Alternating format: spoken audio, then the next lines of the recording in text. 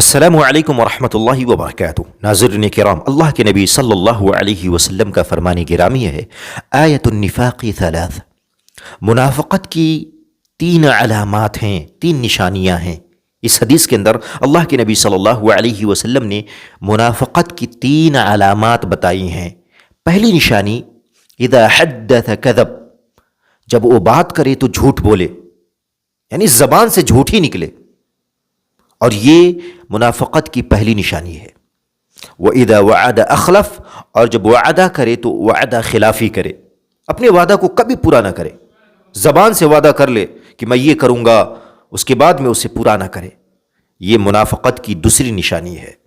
وَإِذَا تُؤْمِنَ خَانَ، اور جب امانت اس کے ذمے سونپا جائے تو امانت کے اندر خیانت کرے، یہ منافقت کی تیسری علامت ہے۔ اور دوسری روایت کے اندر آتا ہے وَإِذَا خَاصَمَ فَجَرَ، جب جھگڑا کرے تو اپنی زبان سے غلاظتوں کو اڑلے، گندی گندی باتیں کریں، ماں بہن کی گالیاں دیں جھگڑوں کے اندر۔